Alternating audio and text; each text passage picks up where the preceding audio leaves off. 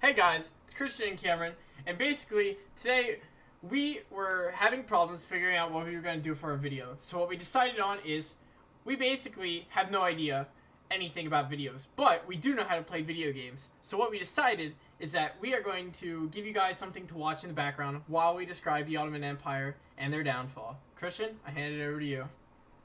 Alrighty. So before the Ottoman Empire got colonized pretty hard, they did quite a lot of colonizing themselves. In fact, they had colonized Bulgaria, Egypt, Greece, Hungary, Jordan, Lebanon, Israel and the Palestinian territories, Macedonia, Romania, Syria, parts of Arabia, and the entire north coast of Africa before World War One.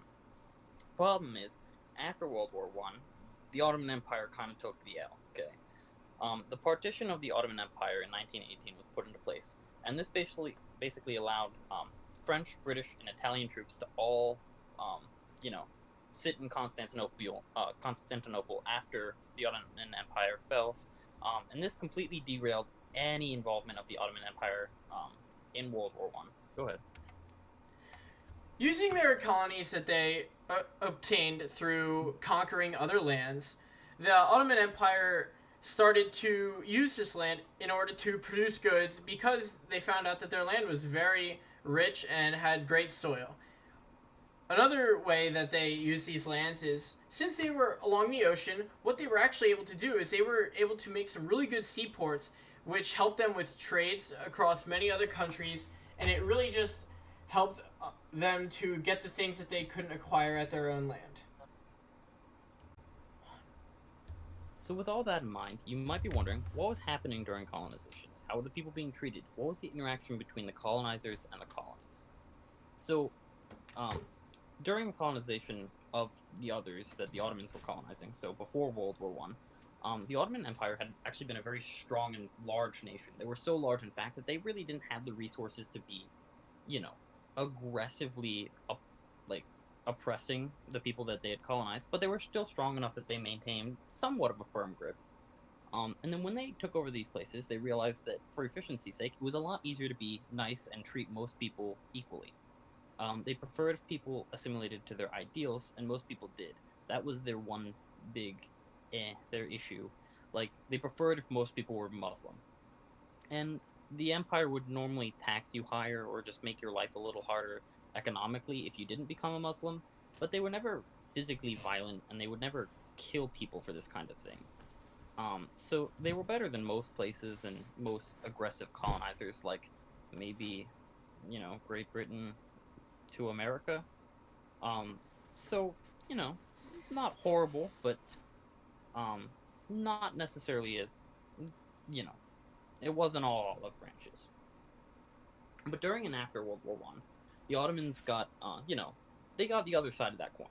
The Ottoman Empire had been shattered by World War One, and had previously had to allow Great Britain, France, and Italy to occupy Constantinople, and that would normally, and that treaty got replaced by the Treaty of Severus, and the Treaty of Severus allowed Great Britain, France, Greece, and Italy to basically own pieces of the empire, and then individual sections of the empire would eventually start to try and proclaim their independence after the colonization by the European powers.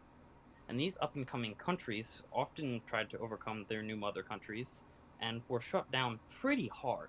Most notably, the Arabs tried to establish the independent state of Damascus.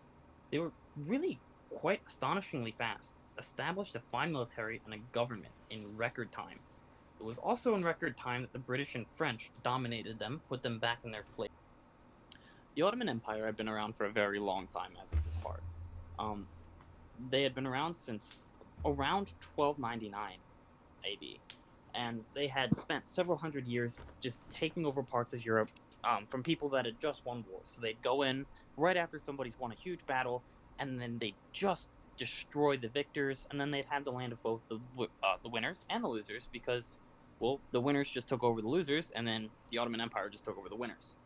And so this allowed for a very stepladder building of their empire for a very long time.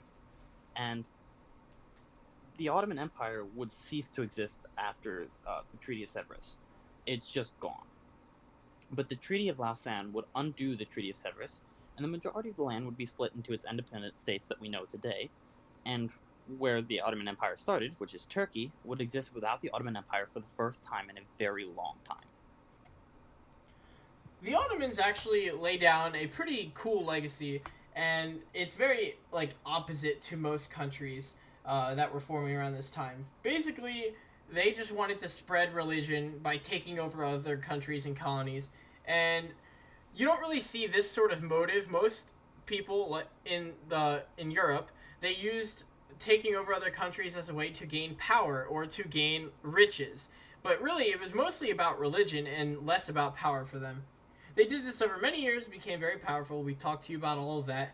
And basically, this was all great until they started to lose their touch on the current modernization of everybody else.